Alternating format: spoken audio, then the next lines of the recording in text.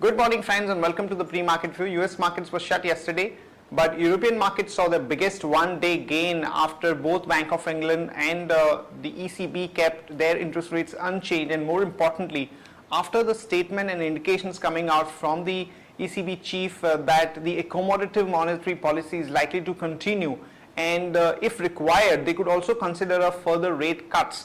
Definitely went down too well with most of the markets, and markets were up anywhere from about 1 to almost about 3.5%. But because of this kind of aggressive stance that the ECB has taken, we saw some weakness in the euro, which came down to almost about 1.28, 1.285, and the dollar index has shot up to almost about 84.5, and which is not a good news for some of the commodities pack where we saw some lackluster movement, particularly gold and silver. And when we look at the Asian markets today morning, most of the markets are up anywhere from about 0.25% to almost about 1.5%. The dollar yen is close to about 100.5 or thereabouts, which is also a sentiment booster for the Japanese markets. Talking about our own markets in terms of flows, friends, FIs were net buyers to the tune of about 176 crore, and the domestic institutions were sellers to the tune of about 85 odd crore. No major action in the F&O market. And our own market started off on a weak note, but it picked up the pace after about 1.5 hour of trade and managed to close at a good level. And today morning when we look at SGX Nifty, it is suggesting that we are going to start off with a 40 points kind of a gain. On that note, let me invite Shaival to take us through important F&O cues, data and strategies that we can have in the F&O markets. Good morning friends, let's have a view at derivatives. Friends, we've been seeing that the markets are able to rise on the higher side and continue to inch higher and higher in spite of the cat and mouse game which has been continuously going on in premium and discount. Now the data point is very positive, as we have seen some long accumulation taking place in yesterday's trade. Also the FIs were net buyer by more than 1,500 crores, and the PCR ratio has managed to inch higher towards 1.14 from 1.09. Now talking about the options activity, the reluctant participants have been distributing the activity on the options front widespread, which is clearly visible from the strike, because we have seen some addition in terms of percentage happening in 5,400 put option, which is which is deep out of the money, whereas on the higher side 6,100 call option has seen a good amount of activity, which is also on the call side a deep out of the money call option. Now focusing on the near strikes, 5,800 and 5,900 call as well as put option has seen good amount of activity happening in open interest in yesterday's trade, and we have seen that the markets have been ranging or say hovering in this particular range, so market needs to break on the either side.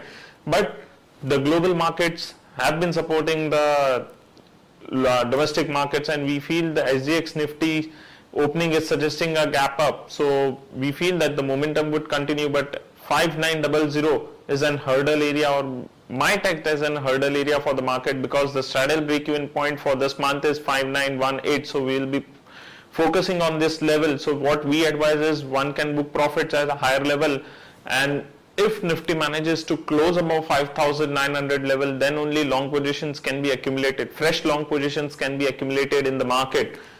From intraday perspective, Shriram Transport Finance is looking positive, so one can go long with stop loss of 672 rupees 20 paisa. Thank you.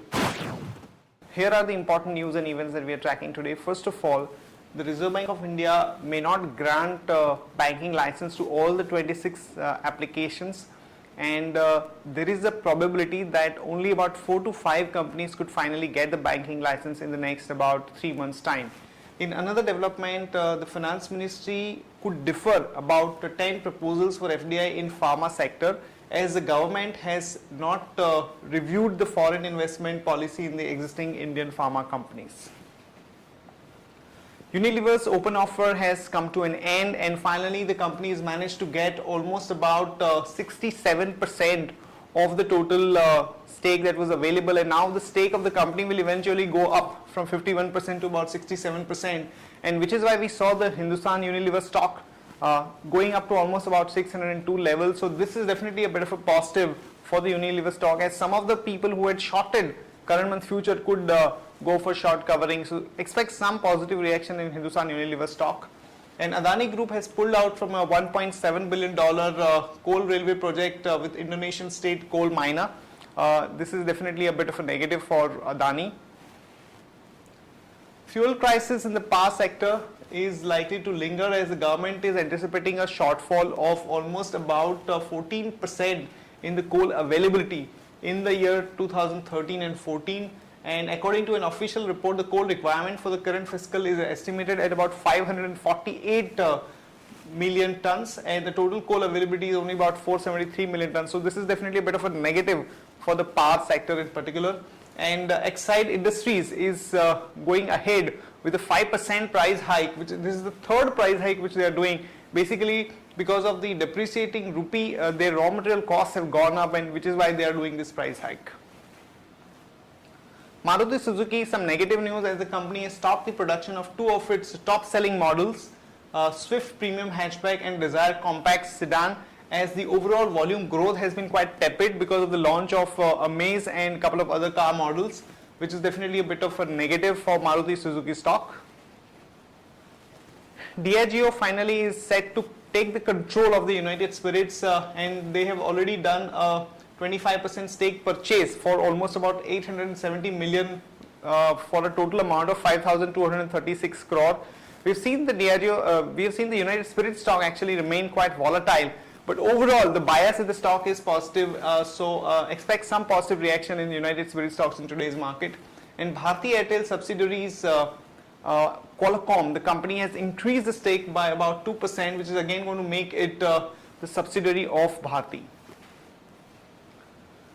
In other news, BGR Energy promoters are going to do an offer for sale today, and they are looking at about 21.7 lakh shares. The floor price has been set at about 180 rupees per share.